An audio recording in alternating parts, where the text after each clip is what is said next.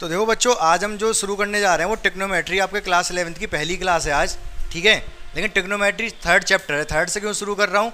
क्योंकि ट्रिग्नोमेट्री आप पहले पढ़ चुके हो, 10th में भी पढ़ा है, तो इसलिए आपको पहली क्लास में ज़्यादा दिक्कत नहीं होगी। नहीं तो सेट्स जो चैप्टर है आपका, समुच्चय जो पहला चैप्टर है वो भी है आसान, बट बच्चों को थोड़ा बोरिंग सा लगता है वो। लेकिन जिस तरीके से मैं पढ़ाऊँगा तो वो भी आपको काफ़ी अच्छा लगेगा। लेकिन पहले तब भी हम ट्रिग्नोमेट्री पहले ले रहे हैं, ठीक है। अच्छा, हमारे पढ़ाने का क्या पैटर्न रहेगा? जैसे मैं कोई भी चैप्टर पढ़ाऊंगा, सबसे पहले पहली क्लास या ऑलमोस्ट दूसरी क्लास भी बेसिक में जाएगी। बेसिक में जाएगी मतलब कि उसमें बेसिक ही डिस्कस करेंगे जो आप पहले क्लास 10th में पढ़ चुके हो। या फिर देखो बच्चों, पहली जो क्लास है हमारी बेसिक में जाएगी। बेसिक समझेंगे उस चैप्टर का कि क्या क्या चीज़ आप पहले पढ़ चुके हो, क्या क्या चीज़ आपको जानने की आवश्यकता है। फिर हम क्या करेंगे, उसके बाद आपका सिलेबस के जैसे जितनी भी एक्सरसाइज होंगी सिलेबस की एनसीईआरटी की, उसके अकॉर्डिंग चलेंगे। बोर्ड के लिए तो यही यूज़फुल होगा जो हम एनसीईआरटी से पढ़ेंगे, ठीक है। प्लस उसके बाद जो कराऊंगा मैं आपको आरडी शर्मा के क्वेश्चंस कराऊंगा। उसमें से कुछ क्वेश्चन ऐसे भी होंगे जो आपके बोर्ड में भी आ सकते हैं, क्योंकि पूरी एनसीईआरटी तो आती नहीं है पेपर में, एनसीईआरटी के अलावा भी क्वेश्चंस आते हैं। तो कुछ क्वेश्चन ऐसे आरडी शर्मा से लूँगा मैं जो आपके पेपर में आ भी सकते हैं, कुछ ऐसे भी होंगे जो नहीं भी आ सकते, लेकिन वो जानना जरूरी रहेगा आपके लिए, ठीक है। तो पहले आपका बेसिक रहेगा, फिर एनसीईआरटी रहेगी, फिर आरडी शर्मा रहेगी, और फिर उसके बाद जो आईआईटी जेईई में प्रीवियस ईयर में जो भी क्वेश्चन आए हुए हैं वो मैं कराऊंगा। सारे नहीं, कुछ कराऊंगा, इतने करा दूंगा कि जितने मैं करा दूं उसके बाद बाकी के आप कर सको। तो इतनी तैयारी हम करेंगे। इतना अगर हम कर लेते हैं तो उसमें बोर्ड में जो भी क्वेश्चन आएंगे, बोर्ड में तो फिलहाल आपका बोर्ड तो नहीं है, 11th ही है वैसे तो, लेकिन थोड़ा बहुत रिलेटेड रहता है 11 से भी। तो जो भी आपके पेपर में आने वाले क्वेश्चन है वो तो हो ही जाएंगे, चाहे टफ पेपर आए चाहे आसान आ जाए। बाकी आप 12th के बाद जो भी आप करने वाले हो, ऐसा तो है नहीं कि आपने पेपर दे लिया, पास हो गए, बस काम खत्म हो गया, फिर अच्छे नंबर आ गए, काम खत्म हो गया। 12th के बाद कुछ तो करोगे ना आप। 12th के बाद जो भी करोगे तो आपको थोड़ा एडवांस लेवल का पढ़ना पड़ेगा, क्योंकि एनसीईआरटी में जो सिलेबस है, जो आपके पेपर के हिसाब से जो सिलेबस होता है बहुत कम होता है। उतना पढ़ के आपका काम नहीं चलने वाला है, ठीक है। तो एक्स्ट्रा तो हमको पढ़ना पड़ेगा, ठीक है। तो अभी हम जो पढ़ने जा रहे हैं वो हमारा चैप्टर है कौन सा? ट्रिग्नोमेट्री। तो ट्रिग्नोमेट्री वर्ड का क्या मतलब होता है पता है आपको? हाँ, हिंदी में त्रिकोणमिति। हाँ,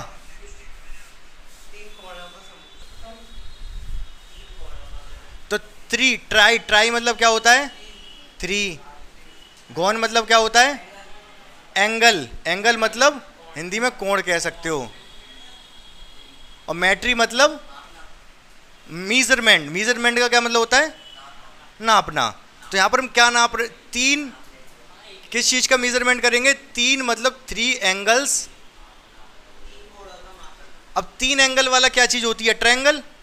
तो ट्रायंगल में क्लास 10th में आपने ये पढ़ा होगा कि राइट एंगल ट्रायंगल पे बेस्ड जो भी क्वेश्चन होते हैं उसको हम ट्रिग्नोमेट्री में पढ़ते हैं। ध्यान है आपको ये बात? हल्की फुल्की अगर, लेकिन जरूरी नहीं है कि जो आपका ट्रायंगल होगा वो राइट एंगल ट्रायंगल ही होगा, समकोण त्रिभुज ही होगा। समकोण त्रिभुज के अलावा भी हो सकता है वो, लेकिन अभी आप समझोगे धीमे धीमे करके, ठीक है। तो सबसे पहले मुझे ये बता दूं, जब भी हम जैसे चैप्टर शुरू पढ़ने जा रहे हैं ट्रिग्नोमेट्री, तो इसमें क्या यूज़ है आपकी लाइफ में? क्या यूज़ है? क्यों पढ़ रहे हो इसको? कहाँ कहाँ इसका यूज़ हो सकता है? थोड़ा बहुत तो पढ़ ही लिया है ना आपने ट्रिग्नोमेट्री, 10th क्लास में पढ़ के आए हो, साइन कोस टेन सब जानते हो आप। तो कहाँ यूज़ है इसका?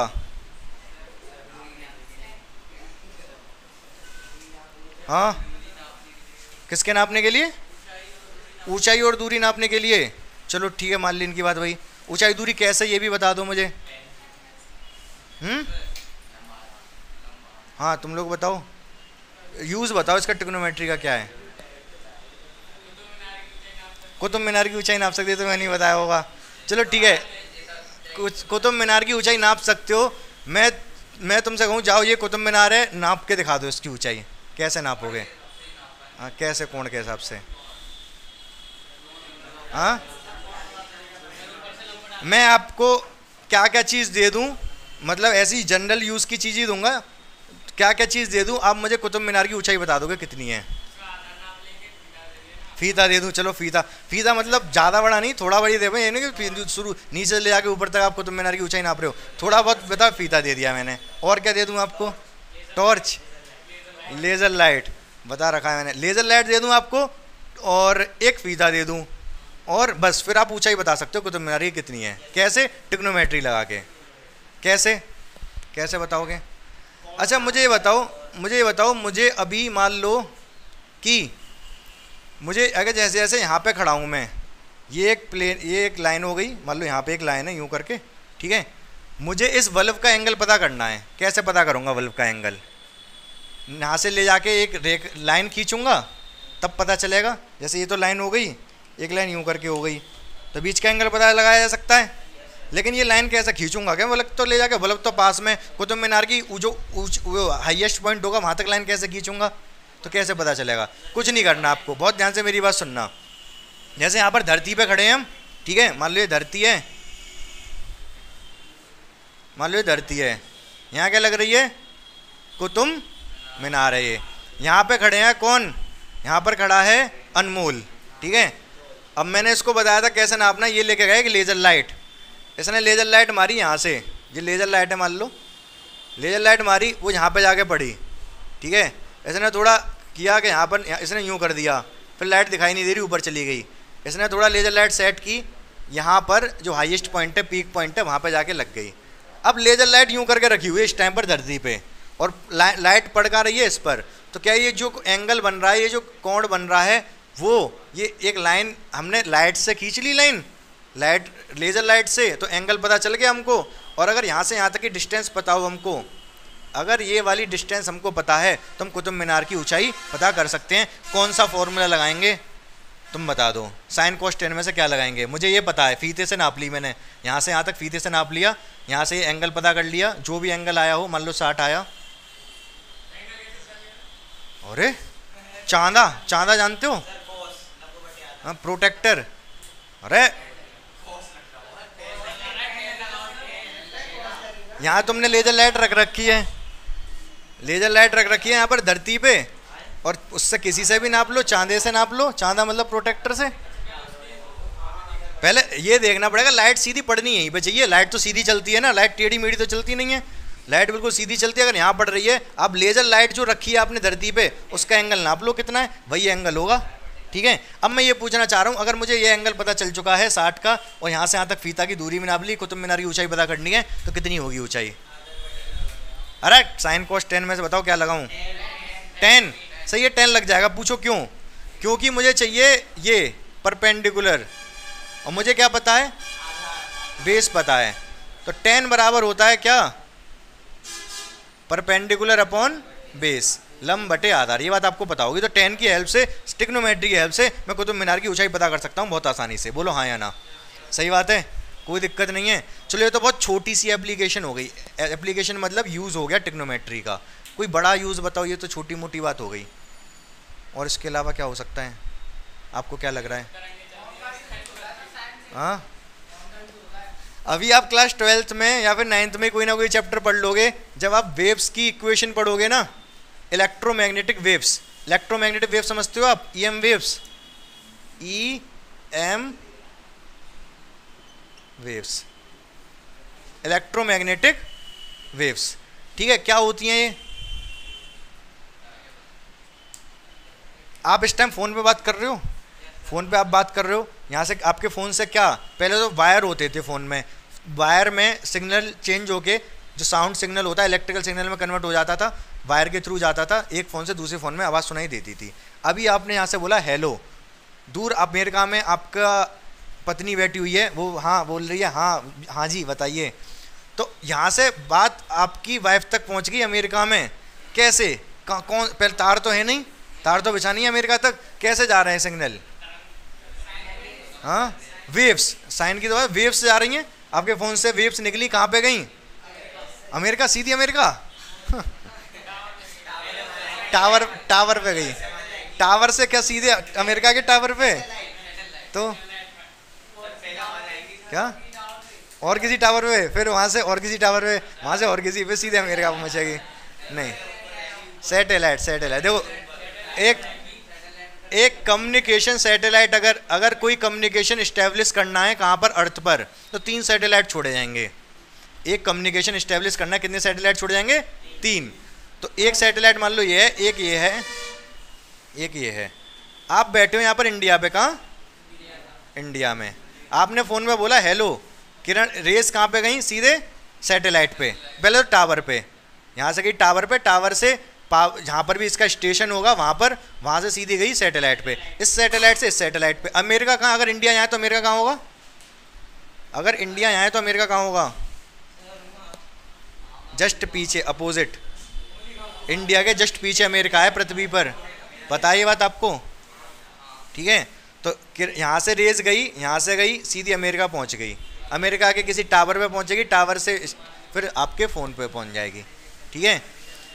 तो वहाँ पे आवाज़ पहुँचेगी, वहाँ पे आपकी वाइफ पूछेगी कि हाँ जी खाना खाया कि नहीं? खा लिया, खा लिया, ठीक है, बात हो गई, बात खत्म। बात ऐसे कम्युनिकेशन इस्टेब्लिश हो गया। बात समझ में आई आपको या नहीं? अब बात ये है जो रेस चल रही हैं, ये जो रेस चल रही हैं ये कैसी फॉर्म में चल रही हैं? ये कुछ इस तरीके से चल रही हैं, सही बात है, ठीक है। और साइन का ग्राफ, आपने ग्राफ अभी नहीं पढ़े, ग्राफ पढ़ोगे इस बार। जो साइन कॉस वगैरह साइन का जो ग्राफ होता है वो भी कुछ इसी तरीके का होता है, ठीक है। साइन का ग्राफ, और जो आपकी इक्वेशन होती है ए साइन ओमेगा टी, किसकी? वेव की। जो वेव चल रही है ना, ये वेव यहाँ से जो चली टावर से यूँ करके जा रही है, यूँ ऐसे करके अमेरिका पहुँच रही है, तो वेव की इक्वेशन होती है ए साइन ओमेगा टी। अगर आपको साइन कॉस के बारे में नॉलेज ना होती तो आज आप फ़ोन पे बात ना कर पा रहे होते।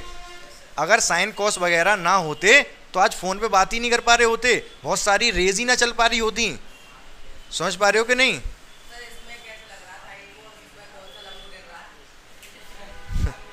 लंब इसमें वो नहीं है, लेकिन जो साइन का ग्राफ है, अभी तो तुमने बच्चों वाला ट्रिग्नोमेट्री पढ़ा है क्लास 10th में, ठीक है। अब जब पढ़ोगे आप तो आप समझोगे जो साइन का ग्राफ है वो कुछ इस तरीके का है। जो साइन का ग्राफ इस तरीके का क्यों है, जब वो समझ लोगे तो आपको समझ में आएगा कि यहाँ पर क्या ऐसे यूज़ है। ये फिलहाल मैंने आपको बता दिया कि इसका यूज़ काफ़ी है। ऐसा नहीं है कोई भी चीज़ पढ़ रहे हो आप, जैसे जनरली बच्चों के माइंड में क्या होता है, वो ये दिक्कत होती है कि, हाँ कुछ पूछ रहे हो? बच्चों के माइंड में क्या दिक्कत होती है, क्या होता है कि चलो साइंस फिजिक्स दिखाई दे रही है हमको, केमिस्ट्री दिखाई दे रही है हमको, मैथ्स नहीं दिखाई दे रही। मैथ्स दिखे कैसे, इंटरेस्ट कैसे बने? तो मैथ्स का अगर यूज़ देखने जाओगे ना, सही से समझो तो काफ़ी यूज़ है। काफ़ी यूज़ क्या है, मतलब बिना मैथ्स के साइंस आपकी अधूरी है, ठीक है। तो मैथ्स आपको पहले मतलब चीज़ें, आपको हर एक चीज़ की एप्लीकेशन अगर पता हो तो इंटरेस्ट बनेगा आपका उसमें भी। इंटरेस्ट बनना जरूरी है। अगर आपका इंटरेस्ट बन जाता है किसी सब्जेक्ट में तो फिर उसको पढ़ने में दिक्कत नहीं होगी, बोरिंग नहीं लगेगा, चाहे कितना भी बड़ा क्वेश्चन आ जाए। समझ पा रहे हो आप मेरी बात को? चलो ठीक है। तो यहाँ तक आपको ये बात समझ में आई कि यूज़ क्या है। मैंने अभी क्या बताया चैप्टर सुनने से, एप्लीकेशन क्या है, एप्लीकेशन मतलब यूज़ क्या है ट्रिग्नोमेट्री का आपकी ज़िंदगी में, ठीक है। अब बढ़ते हैं हम आगे। अब देखो थोड़ा 10th का बेसिक समझते हैं। आपको एक बात बताया, जो हमारे ट्रिग्नोमेट्रिक रेशियो हैं, क्या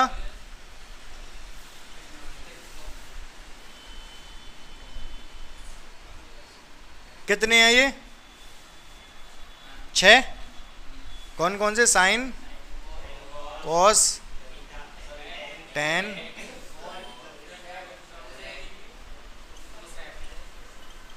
ये 6 ही क्यों है बुरा भाई? 1 2 3 4 5 6, ये 6 ही क्यों है?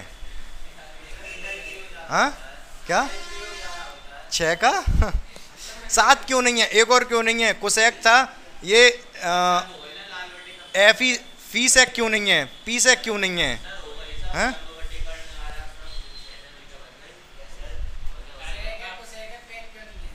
हाँ बताओ 6 ही क्यों है? कौन बताएगा? है कोई धुरंधर? क्या इसका क्या मतलब है कि लाल बटे कक्का? वैसे बताओ ना। देखो एक्चुअल में जो आपका ये ट्रिग्नोमेट्रिक रेशियो लग रहे हैं, किस में लग रहे हैं? एक राइट एंगल ट्रायंगल में लग रहे हैं, ठीक है। राइट एंगल ट्रायंगल में लगते हैं। कितनी साइड होती हैं एक ट्रायंगल की? 3 साइड होती हैं। इसको बोलते हैं परपेंडिकुलर, इसको बेस, इसको हाइपोटेनियस। हिंदी में बोले तो इसको बोलते हैं लंब, इसको आधार, इसको कर्ण। सही बात है। अगर 3 साइड हैं तो इन 3 साइड से कितने रेशो बनाए जा सकते हैं? परम्यूटेशन कॉम्बिनेशन चल रहा है यहाँ पर, मतलब एक कितने कॉम्बिनेशन बनाए जा सकते हैं, आपसे बात पूछी जा रही है। आप खुद सोचो ध्यान से देखना। ये जो आपको दिखाई दे रहा है परपेंडिकुलर, इसके डिवाइड में इसको रख। रेशो का क्या मतलब होता है? रेशो अनुपात, ठीक है। डिवाइड में कोई चीज़ होगी तो अनुपात। अगर मैं इसको परपेंडिकुलर के नीचे या तो ये रख सकता हूँ या ये रख सकता हूँ। परपेंडिकुलर के नीचे मैं बेस रख सकता हूँ, परपेंडिकुलर के नीचे मैं हाइपोटेनियस रख सकता हूँ। अगर मैं बेस ले रहा हूँ तो बेस के नीचे या तो परपेंडिकुलर रख सकता हूँ या फिर हाइपोटेनियस रख सकता हूँ, दो ही ऑप्शन है। हाइपोटेनियस के नीचे या तो मैं बेस रख सकता हूँ या तो मैं परपेंडिकुलर, क्योंकि ये 6 ही रेशो पॉसिबल हैं 3 साइड पे, इसीलिए 6 ही होते हैं, ट्रिग्नोमेट्रिक रेशो होते हैं। बात आपको समझ में आई कि नहीं? तो इसके बाद अब ये तो आपको पता ही होगा साइन क्या होता है। साइन क्या होता है? परपेंडिकुलर अपॉन हाइपोटेनियस, हिंदी में बोले तो लंब बटे कर्ण। ये इसकी ट्रिक बताने की जरूरत है, पता है सभी को? पता है। ये क्या होता है? बेस अपॉन हाइपोटेनियस, आधार बटे कर्ण। ये क्या होता है? पहले इंग्लिश में लिख दे रहा हूँ, परपेंडिकुलर अपॉन बेस लंब बटे आधार। कॉट क्या होता है?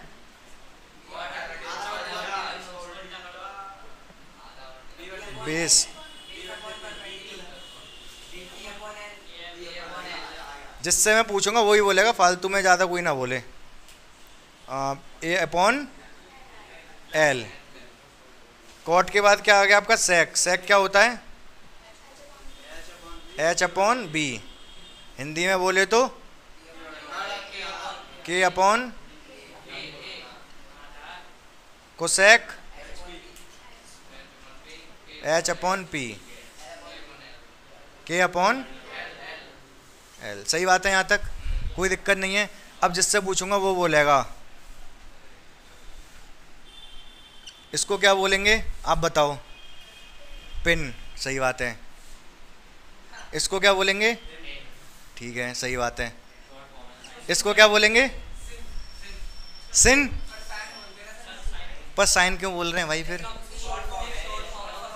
ये शॉर्ट फॉर्म है, ये साइन शॉर्ट फॉर्म है किसकी? साइन की। SINE। SINE को शॉर्ट में साइन बोल देते हैं, क्योंकि ये ई पीछे इसीलिए इसको साइन बोलते हैं। अगर केवल अगर ये इतना होता तो इसको सिन बोला जाता। ठीक है ना? कॉस की फुल फॉर्म क्या होती है?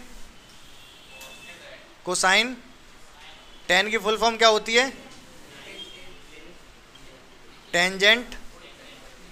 कॉट की फुल फॉर्म क्या होती है? कोटेंजेंट। सेक की फुल फॉर्म क्या होती है? सीकेंट। कोसेक की फुल फॉर्म? कोसीकेंट।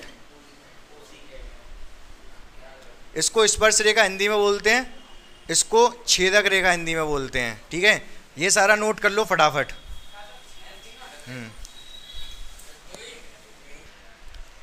अब इस पे बेस में आपसे कुछ क्वेश्चन पूछूंगा छोटे छोटे, उसके आंसर देने होंगे। जल्दी जल्दी फटाफट आप आंसर देते चले जाओगे।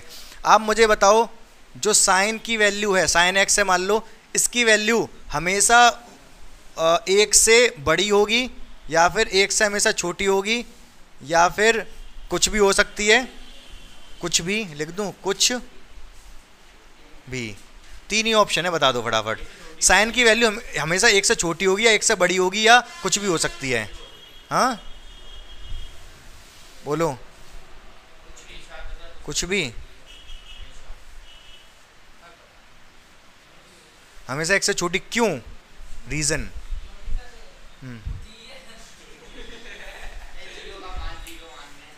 बहुत ध्यान से मेरी बात सुनना। साइन होता क्या है? Perpendicular upon hypotenuse. Perpendicular upon hypotenuse. तो आप मुझे बता दो, ये परपेंडिकुलर है और ये हाइपोटेनियस है। क्या कभी ये इससे छोटा हो सकता है या फिर ये कभी इससे बड़ा हो सकता है? नहीं। हमेशा क्या होगा? हाइपोटेनियस हमेशा, हाइपोटेनियस मतलब कर्ण, हाइपोटेनियस कर्ण हमेशा सबसे बड़ा होता है, 90 के सामने होता है। और परपेंडिकुलर और बेस मतलब लंब और आधार हमेशा हाइपोटेनियस से छोटे होते हैं। ये बात आपको पता होगी बहुत अच्छे से। चलो ठीक है, अब मुझे बता दो एक बात आप, ये नंबर 1 से बड़ा है या छोटा? ये नंबर 1 से बड़ा है या छोटा? छोटा है। अच्छा, आप मुझे बता दो,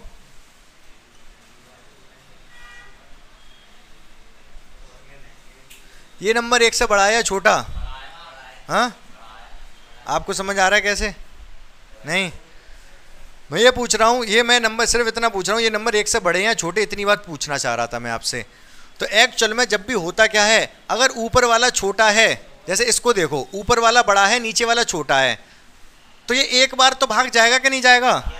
एक बार भाग जाएगा 1 पॉइंट, उसके बाद कुछ भी आ सकता है। 1 पॉइंट मान लो 2 आ गया, तो अगर 1.2 आ रहा है नंबर 1 से बड़ा है, क्योंकि एक बार पूरा भाग चला गया, फिर पॉइंट में कुछ आएगा तो नंबर 1 से बड़ा है, ये बात बिल्कुल तय है।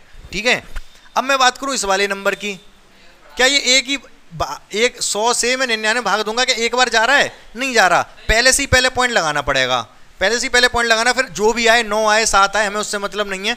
ठीक है, लेकिन नंबर 1 से छोटा हो गया। हाँ,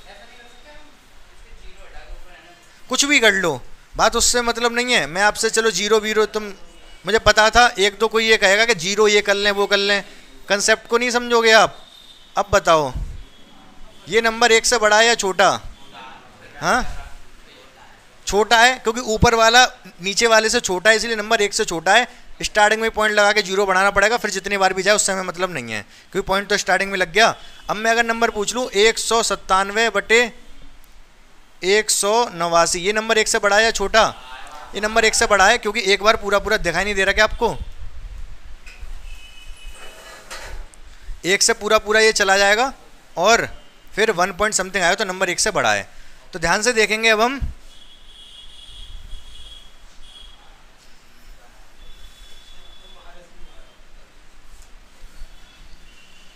साइन होता है परपेंडिकुलर अपॉन हाइपोटेनियस, लंब बटे कर्ण। तो लंब तो हमेशा छोटा होगा कर्ण से, तो साइन हमेशा 1 से छोटा आएगा। अगर ऊपर वाला छोटा है हमेशा नीचे वाले से, तो साइन की वैल्यू हमेशा 1 से छोटी रहेगी। इतनी बात समझ में आई आपको? कोई कन्फ्यूजन नहीं है इस चीज़ में। ऐसे आप किसी का भी पता कर सकते हो, tan बता दो फटाफट, 1 से छोटा होगा, बड़ा होगा, या कुछ भी हो सकता है।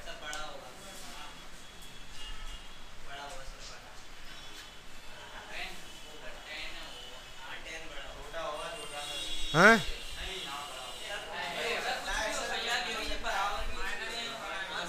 tan क्या है? Perpendicular upon base. tan होता है परपेंडिकुलर अपॉन बेस, हिंदी में बोले तो लंब बटे आधार। इनमें कोई कंपैरिजन नहीं है। ट्रायंगल यूं करके भी हो सकता है और ट्रायंगल यूं करके भी हो सकता है। यहाँ पर आप देख पा रहे होगे, आधार छोटा है लंब बड़ा है, यहाँ पर लंब छोटा है आधार बड़ा है। समझ गए? तो इनमें कोई भी ऊपर नीचे बड़ा छोटा हो सकता है, तो उसकी वैल्यू 1 से छोटी या बड़ी कुछ भी हो सकती है। यहाँ तक बात समझ आ गई आपको? एक क्वेश्चन बताओगे जल्दी से आप?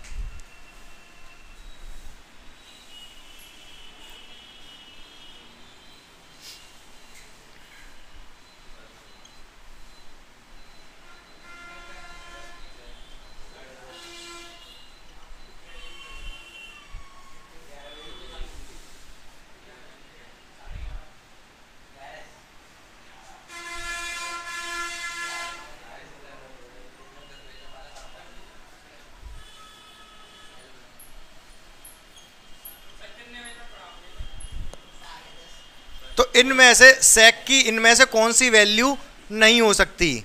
इन चारों में से सेक की कौन सी वैल्यू नहीं हो सकती?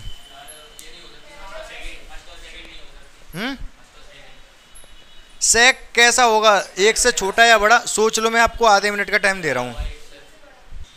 तो कौन कौन सी वैल्यू इनमें से नहीं हो सकती सेक की? देखो, सेक होता क्या है? हाइपोटेनियस अपॉन बेस, कर्ण बटे आधार। ये हमेशा बड़ा होगा, ये हमेशा छोटा होगा। तो ऊपर वाला बड़ा, नीचे वाला छोटा होना चाहिए। ये है, यहाँ पर है, ये दोनों हो सकते हैं। ये दोनों नहीं हो सकते। क्यों नहीं हो सकते? क्योंकि यहाँ पर ऊपर वाला छोटा है, नीचे वाला बड़ा है। समझ गए? ये कंसेप्ट भी समझ में आ गया आपको? चलो,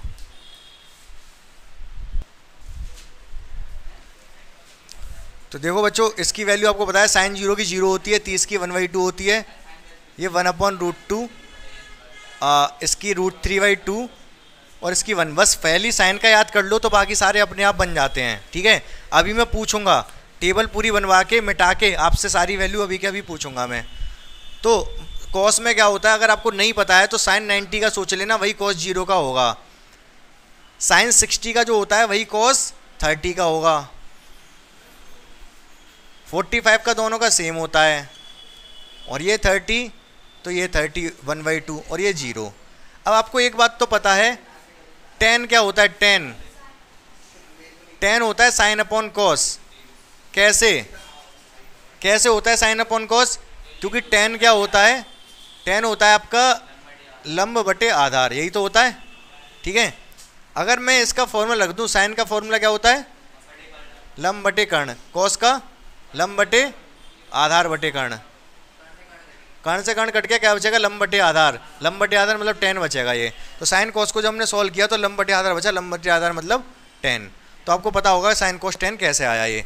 तो tan की वैल्यू क्या होगी, डिवाइड कर देंगे हम, इससे इसको डिवाइड कर दो 0, इससे इसको डिवाइड करोगे 1/√3, इससे इसको डिवाइड करोगे 1, दोनों ही सेम है, इससे इसको डिवाइड करोगे √3, इससे इसको डिवाइड करोगे तो इनफाइनाइट। ठीक है, नॉट डिफाइन बोल सकते हैं।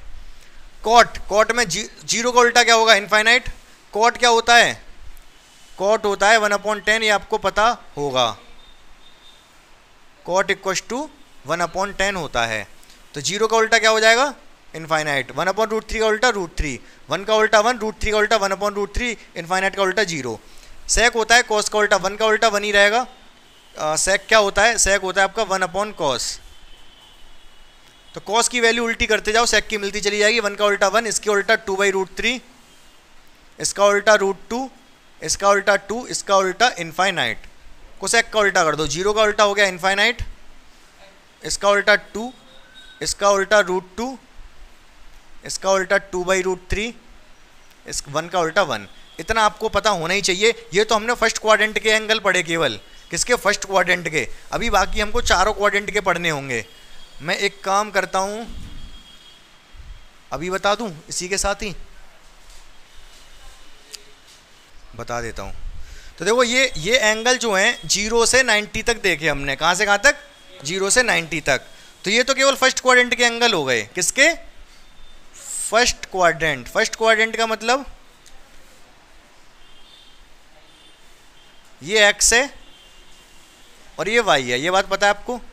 यहाँ हम एंगल हमेशा कहाँ से शुरू करते हैं, पॉजिटिव x एक्सिस से। और कैसे, एंटी क्लॉकवाइज या क्लॉकवाइज,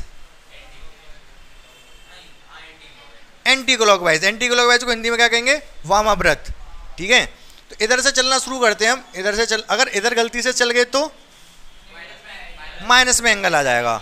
जैसे अगर हम इधर चल रहे हैं, मान लो यहाँ पर एंगल आया कितना है, 30, तो अगर गलती से इधर चल गए तो -30 आ जाएगा ये। ठीक है, तो फिलहाल अगर हम यहाँ से चलना शुरू करते हैं, यहाँ से यहाँ तक, तो ये हमारा एंगल यहाँ से 0 से लेके कितना हो गया, 0 से यहाँ पर 90। तो ये एंगल है इसमें 0 से लेके 90। इसमें एंगल कितना है, 90 से 180, इसमें 180 से 270, इसमें 270 से 360। ठीक है, इतनी बात तो आपको पता होगी, कोई दिक्कत वाली बात नहीं है। इसको बोलते हैं फर्स्ट क्वाड्रेंट और इसको बोलते हैं सेकंड। ये सेकंड है, ये फोर्थ है,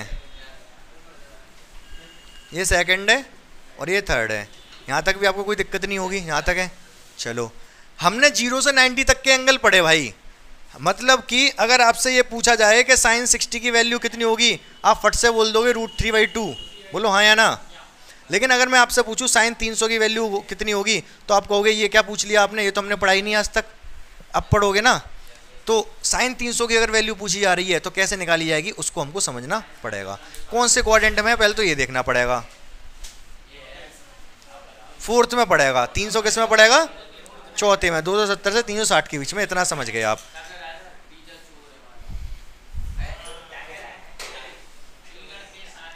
तो अब हमको क्या समझना पड़ेगा, अभी तक तो ये जितने भी ट्रिग्नोमेट्रिक रेशियो थे सारे थे पॉजिटिव।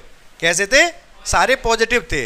लेकिन हमेशा ऐसा नहीं रहेगा, ये नेगेटिव भी आएंगे। जैसे कि अगर मैं अभी आपसे पूछूं वैल्यू cos 150 की, तो इसकी वैल्यू पता है कितनी आने वाली है, इसकी वैल्यू आएगी माइनस का √3/2। तो ये माइनस में आ गया। तो ये माइनस का चक्कर क्या है भाई, ये हम समझेंगे। तो होता क्या है, हर ट्रिग्नोमेट्रिक रेशियो दो क्वाड्रेंट में पॉजिटिव, दो में नेगेटिव होता है, ठीक है, दो में पॉजिटिव और दो में नेगेटिव। तो कौन से दो में? पहले में तो सब पॉजिटिव हैं क्योंकि हम पढ़ चुके हैं पहले में सारे पॉजिटिव, इसमें ऑल पॉजिटिव, इसमें ऑल पॉजिटिव। अब इसके बाद हमारे पास है एक ट्रिक, एक ट्रिक नहीं वैसे तो दो ट्रिक हैं। पहली तो है ऐड शुगर टू कॉफ़ी। क्या मतलब है भाई? कॉफ़ी में शुगर ऐड करते हो क्या? अरे शांत हो जाओ, अलीगढ़ अलीगढ़ कर रहे हो। ऐड शुगर टू कॉफ़ी, तो add sugar to coffee, A for add, A for, S for sugar, S for, T for to, T for, C for coffee, C for cos. याद रहेगा आपको ये? तो पहले में तो ऑल पॉजिटिव, दूसरे में साइन पॉजिटिव, दूसरे में ये दूसरा वाला था, मैं अलग से बना दे रहा हूं इसका क्वाड्रेंट। इसमें ऑल, इसमें साइन, तीसरे में 10 और चौथे में कॉस। अच्छा मुझे एक बात बताओ, अगर कॉस पॉजिटिव है तो कौन सा दूसरा भी पॉजिटिव होगा? सेक। अगर कॉस की वैल्यू, अगर कॉस की वैल्यू है, कॉस की वैल्यू 1/2 है तो सेक की 2 होगी। अगर कॉस की वैल्यू -1/2 है तो सेक की -2 होगी। मतलब कॉस और सेक के साइन तो सेम रहने। अगर यहाँ पर कॉस पॉजिटिव है तो यहाँ पर सेक भी पॉजिटिव होगा। अगर यहाँ 10 पॉजिटिव है, यहाँ कॉट भी पॉजिटिव होगा। यहाँ साइन पॉजिटिव है तो यहाँ पर कोसेक भी पॉजिटिव होगा।